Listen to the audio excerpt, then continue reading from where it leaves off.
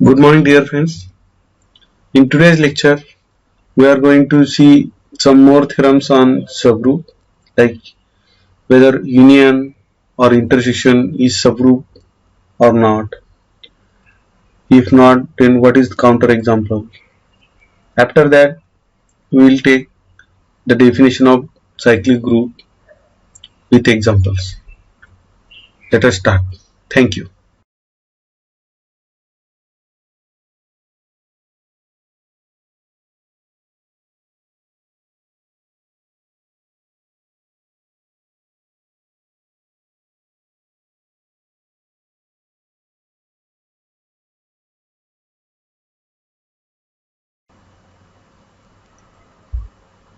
Good morning, dear friends.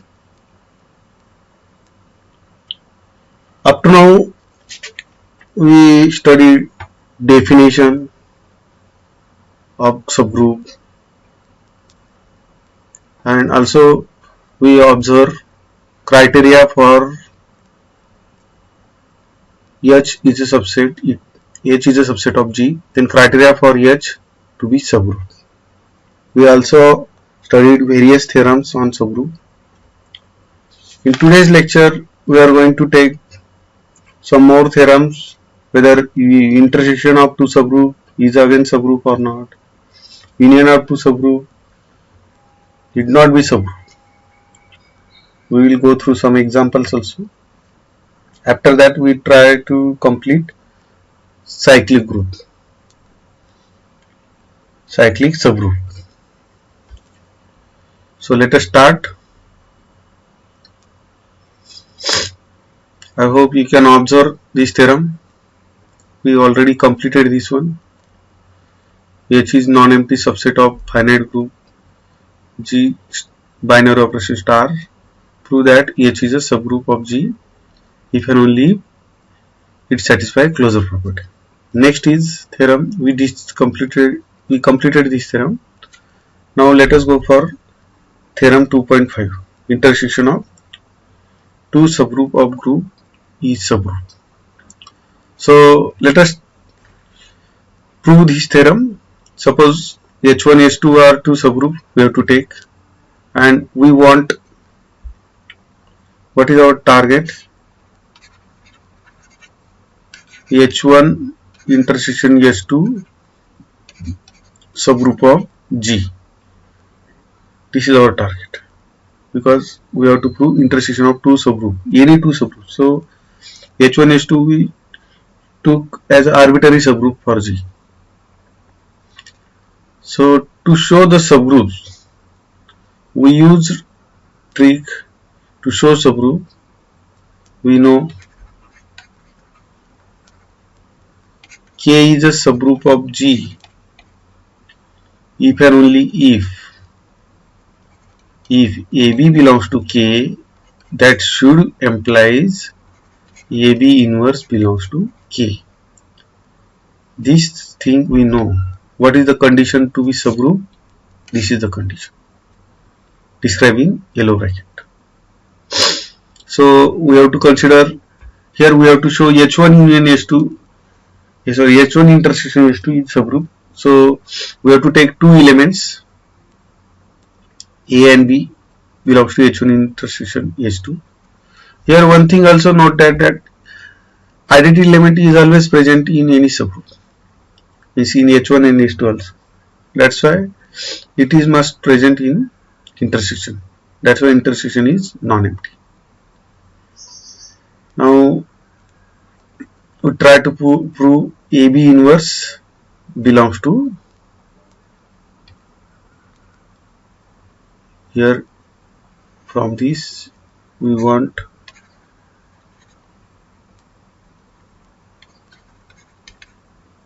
AB inverse belongs to H1 intersection H2. This is our target. Since AB belongs to intersection, so it must be belong to H1 as well as H2. Since H1 is subgroup, so we get AB inverse belongs to H1. Similarly for H2 is also subgroup, so by the property of subgroup, AB inverse belongs to H2. So AB inverse containing both H1 and H2. So it must contain intersection. In this way we have to prove. So let us discuss about union of two subgroup. Is subgroup or not? If you observe example 2Z and 3Z. So what is 2Z? 2Z means multiple of all integers of 2. Is like a table of 2. 2, 4, 6, dash, dash, dash. Here also minus 2, minus 4, dash, dash, dash. Similarly about 3Z.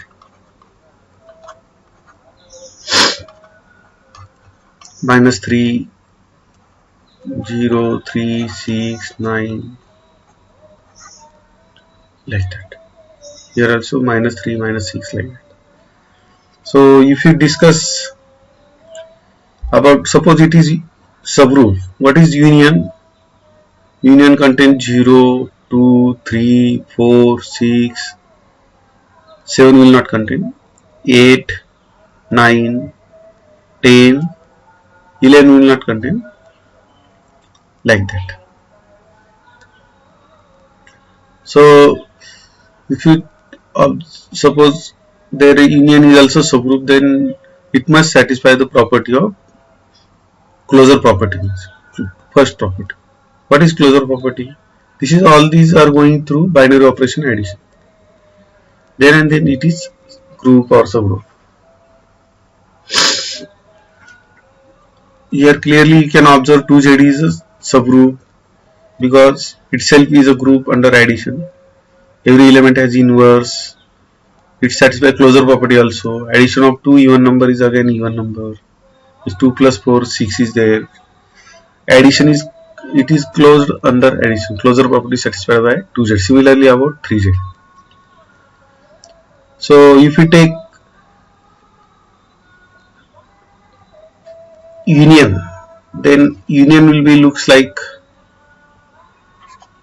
2Z union 3Z.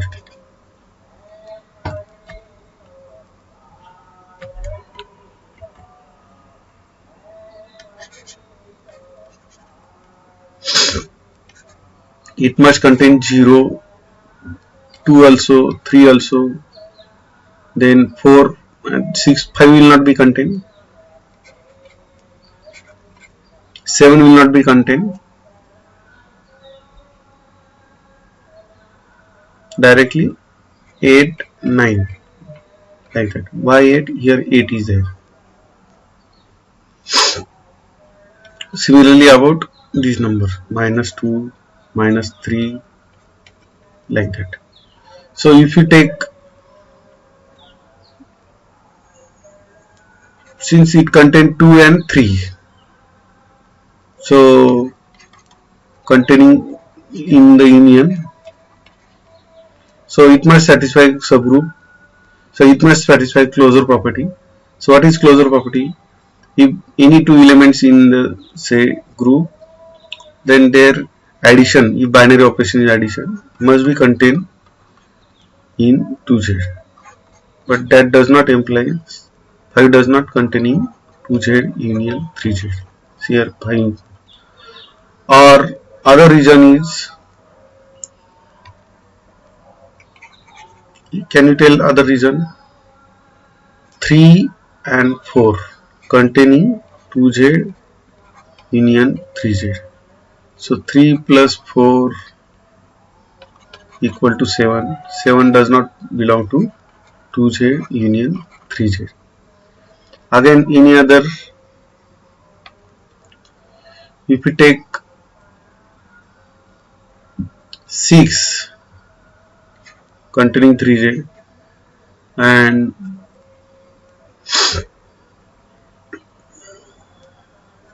9, not 9, sorry,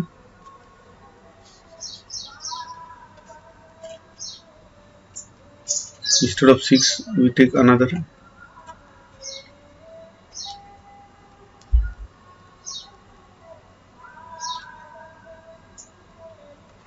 Two is containing here in the union, see, and 9. both are containing 2z union 3z, but 2 plus 9, that is 11, does not belong to 2z union. It does not is required.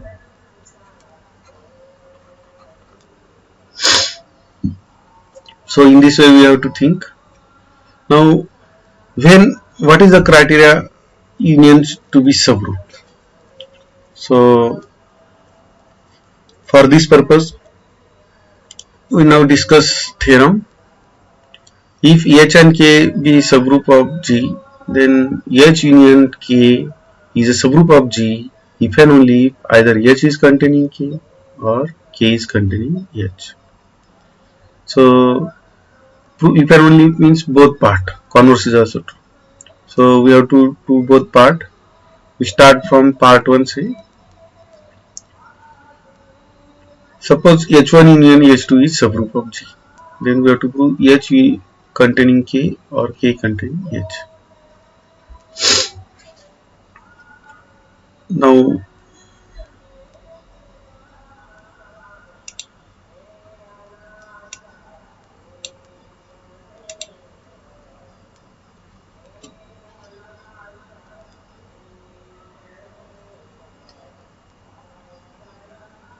we prove with the contradiction method.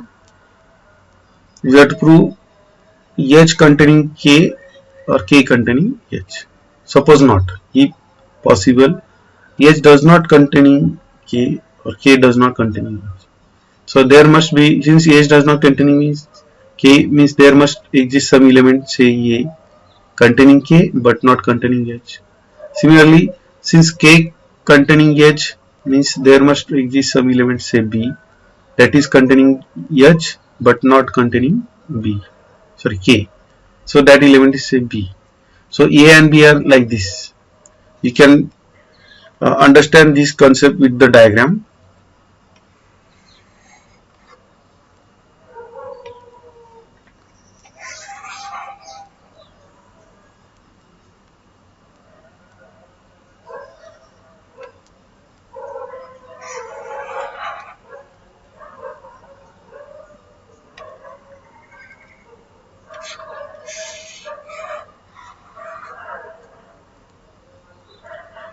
This is our G, this is H, and this is K.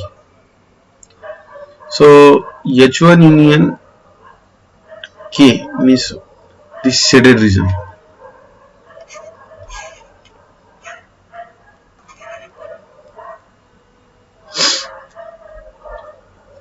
So we have chosen A as a does not belong to H.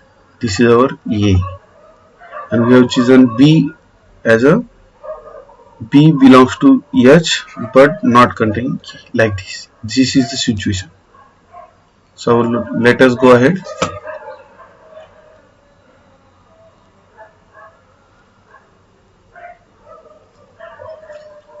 Now A belongs to K,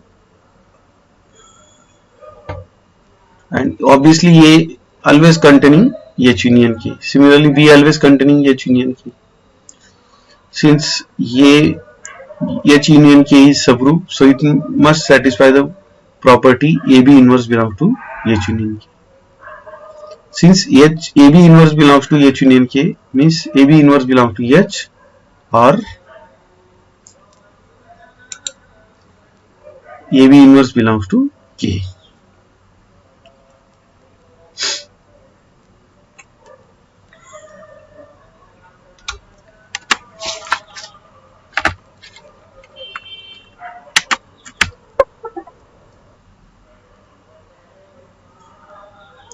So there are two cases, either AB inverse belongs to H or AB inverse belongs to K. So first we discuss about first case, if AB inverse belongs to H. Since B belongs to H also, you can see the diagram. So by the closure property, AB inverse and B belongs to H. This is because AB inverse and B belongs to H. Use closure property so that we can get AB inverse belongs to AB inverse and into B belongs to H. But what is this? This is just A into E. B inverse B means E. A belongs to H. But this is contradiction. A does not belong to H. It is not possible. So first case fail. Let us discuss about second case. Second case is AB inverse belongs to K. So case 2 I will take in details. AB inverse belongs to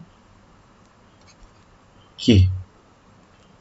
So inverse of this is like a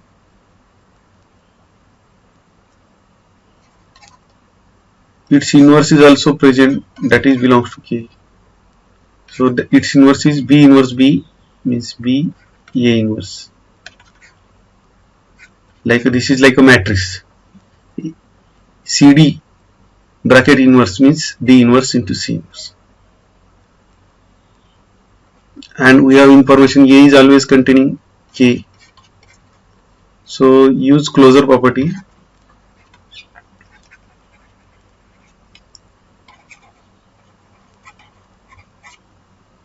B A inverse A belongs to K. But what is this? This is B E belongs to K, means B belongs to K. B does not belong to K. So this is contradiction. It is not possible. That's why we can write for our assumption is wrong. So that's why we can say yes, either H containing K or K containing H. Converse part, we have given suppose H containing K or K containing H, we have to show H union K is subgroup of G. Suppose H union K, sorry, H subset of K, then H may be containing H union K. H union K equal to K. Here observe that you can see the diagram for this this is the case.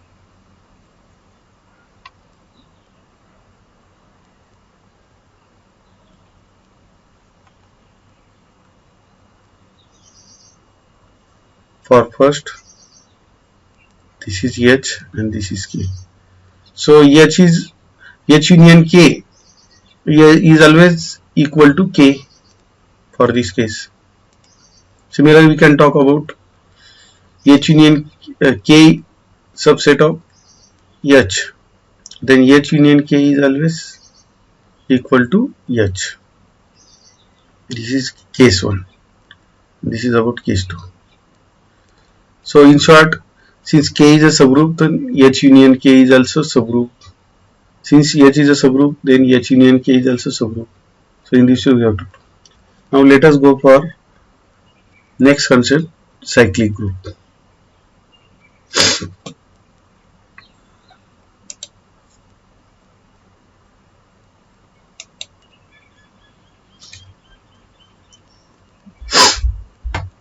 So cyclic group and cyclic subgroup are very important. From the name you can get the idea. Like if you observe the cycle of season, summer, monsoon, winter, they are cyclic. After summer we face monsoon season. After that we face winter season. After winter again summer. This is the law of nature.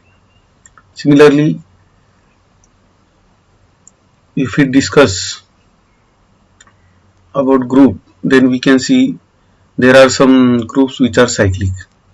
So what is the definition? G is said to be cyclic if there exists an element A belongs to G such that every element of G can be written as some integral power of A. Here A is called generator of G. So we can write one of the good example. We start from example 4. Consider a group. We know this G is a group under multiplication. Binary operation is multiplication. This group contains 4 elements, 1, minus 1, I and minus I. So it is cyclic because it is generated by I. Every element can be written as some integral power of I. See here, I raised to every element in the form of I raised to k. Suppose I raised to k as a, we can take as a, say, power 1. K equal to 1, we get I. K equal to 2, we get minus 1. I square means minus 1. K equal to 3, we get minus I. And k equal to 4, we get plus 1. So every element can be generated by I. So G plus minus 1 plus minus I is generated by I. So every element in the form of, this can be written as, G can be written as 1 minus 1 I minus I. This can be written as, for 1, I raised to 4 is there.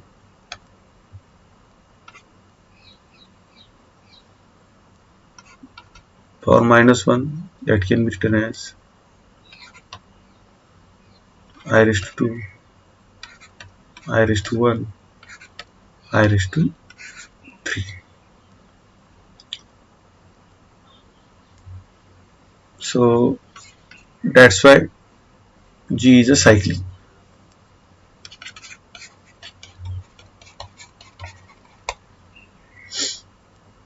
G is a cyclic. This is about story about group having binary operation multiplication. Similarly, we can talk about binary operation addition. Z plus is a cyclic group generated by 1. Here, that's why notation for group G generated by A is generated by less than A greater than, like this. So Z plus is cyclic group generated by 1. Why? Because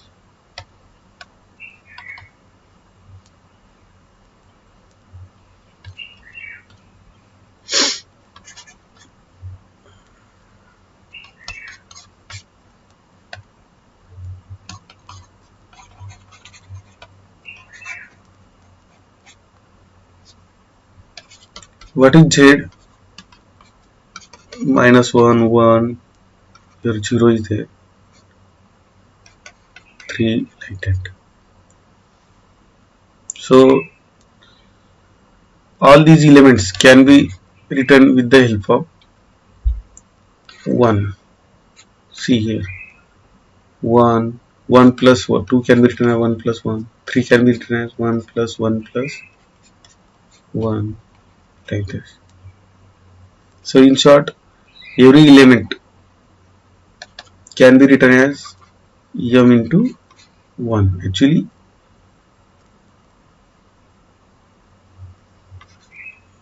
and m is any integer.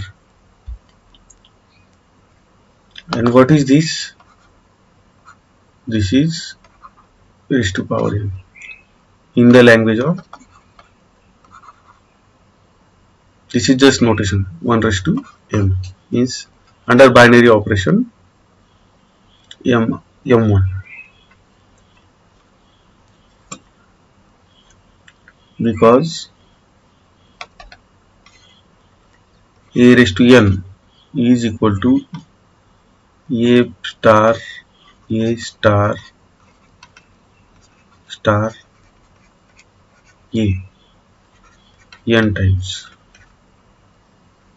For addition, binary operation, it can be written as a plus a n times, and that is nothing but the, here it is n times n a. So for addition, a raised to n is na. For multiplication, a raised to n is a raised to n. It's a into a, like that, a raised to n. So this is the difference between addition and multiplication. So that's why it is generated by 1.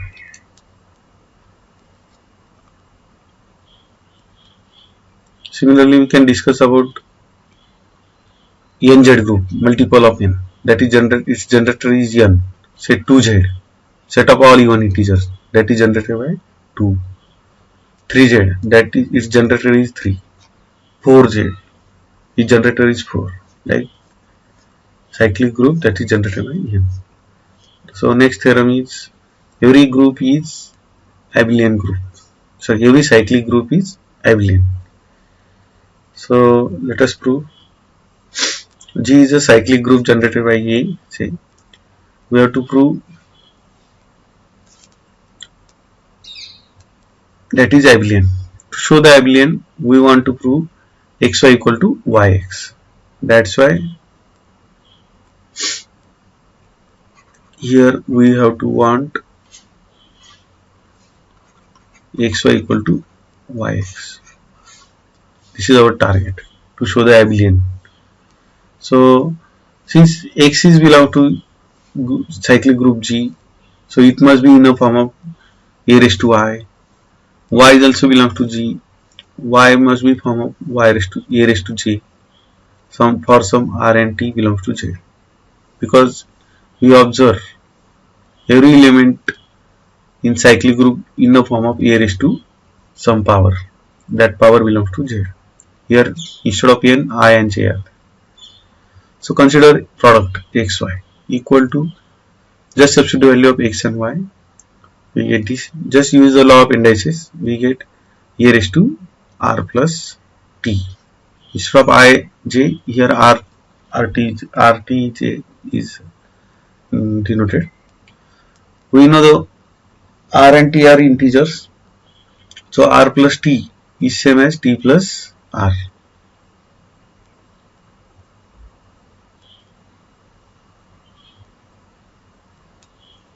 So just use the law of indices again. So a raised to t into a raised to r. That is nothing but yx. In this way we can prove G is abelian. Thanks for listening patiently. I hope you understand this concept. In next lecture we also go through some more theorems on this. Thank you.